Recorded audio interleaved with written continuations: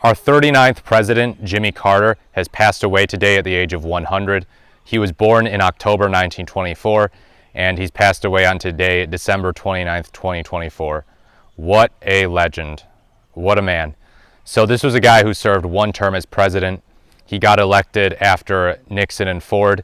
He narrowly defeated Gerald Ford, earning 297 electoral votes, and he went on to fail to get a second term, losing to Ronald Reagan in a landslide. So what did he do in his first term? What did he do after his first term that makes him such an extraordinary human being? So 1981 is when he leaves office. He gets 43 years of retirement, the longest retirement a president has ever had, and he spent them well, up till the very end. I mean, he went out and voted for Kamala Harris in the 2024 election. He was a big humanitarian, a guy who worked to eradicate diseases, a guy who just generally worked on helping people who are suffering, a guy who didn't care about looking cool, looking edgy. And at the same time, what was so remarkable about him was that in 1976, he campaigned as an outsider. He was an outsider, and yet at the same time, kind of an intellectual. I mean, you listen to him talk, he doesn't talk at a fourth grade level like Donald Trump does. He sounds quite intelligent. And yet at the same time, yeah, just being this guy who's functioning as a change agent, showing that you don't need to be some populist bomb thrower to be perceived as an outsider. In 1976, he was just some little-known governor of Georgia, a former peanut farmer. And even though his presidency is often used to dunk on Democrats, people will say that everything was going terrible, the economy, foreign policy, until Reagan came along and Reagan fixed those problems. Jimmy Carter actually is not some typical liberal or leftist president. The guy was criticized within his own party for being too right-wing. He was criticized by the left flank of the Democratic Party, namely Ted Kennedy, who was part of the ABC movement, anyone but Carter, to try and prevent him from getting the nomination. They failed. He got the nomination, he won his first term, and he lost his second. But yeah, the guy was certainly a mixed bag in terms of conservative versus progressive, big in terms of world peace, being a pacifist, being a non-interventionist, really economically sort of a centrist, did a lot of deregulating of the airline industry, not a big federal government guy in terms of the involvement in the regulatory state.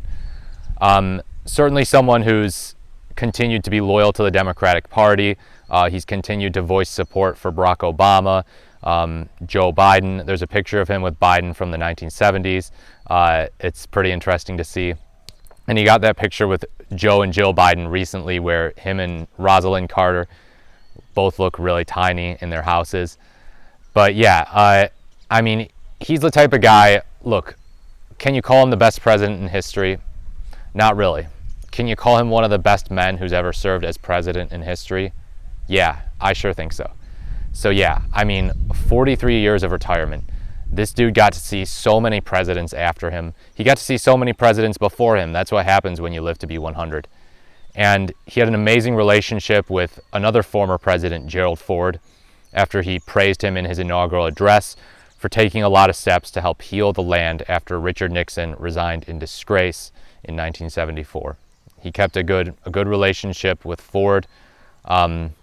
He was definitely not a fan of the Reagan administration. That was when we started to see some of the real changes, economic conservatism, neoliberalism becoming a really big thing in the 80s, and arguably still is today, even under President Biden. But yeah, Carter was the last pre-Reagan president, and an interesting guy. One of the only Democrats to serve between 1968 and 2000, just him and Bill Clinton. A Southerner, and he won these Southern states that you could never imagine a Democrat winning today. You know, it's crazy, but that guy pulled it off. Him and Ford, I think, are two of the most respectable men who've served the country as president.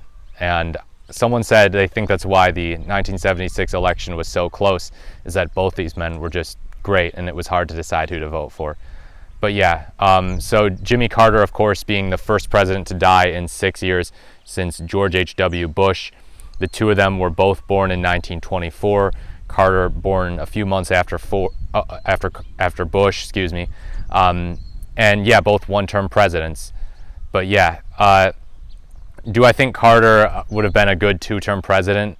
I think so. I think the economy would have turned around had he won re-election in 1980. I think it was just bound to happen. There was a lot of this stagflation under Nixon and Ford that was being a real pains in the rears of Americans.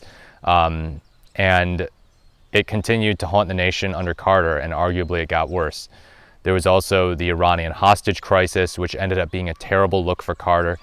And Reagan just used the economy and the Iranian hostage crisis to bludgeon Carter into oblivion during the 1980 election. But he was a man who accepted defeat gracefully. He didn't deny the results of the election. He didn't say that it was stolen and tell his supporters to go to the Capitol and march on it, leading to an insurrection. He was just a generic, humble guy who was also kind of an outsider and also a smart man, a man who knows about foreign policy. He's got books on foreign policy and peace in the Middle East. So yeah, I mean, he studies up more than most. But yeah, one of our more recent one-term presidents, now that Donald Trump, of course, has become a two-term president. So Joe Biden is the only remaining one-term president that we have left right now after the passing of Carter and after Biden leaves office. But yeah, Jimmy Carter, what a great man. Also 5'9", by the way. Short kings, leave a comment. I'm one of them. I'm a 5'9"er myself. Big respect. Pretty much every president we've had after him has been at least 5'11" or 6 foot. But Carter rocked the 5'9". He was a really decent dude. Just got caught up in some bad stuff as president, came in at the wrong time, and unfortunately became a one-term president. But he's continued to be a force for good throughout his retirement, and he will be deeply missed. But those are just my thoughts on Jimmy Carter. Let me know what you think of Carter down below. Obviously, there's going to be some mixed reviews of his presidency, but as a man, you have to admit, he's great. He's kind, he's caring, and he's really got a good understanding of foreign policy and domestic policy. But yeah, thank you so much for watching. I look forward to speaking to you in the next video.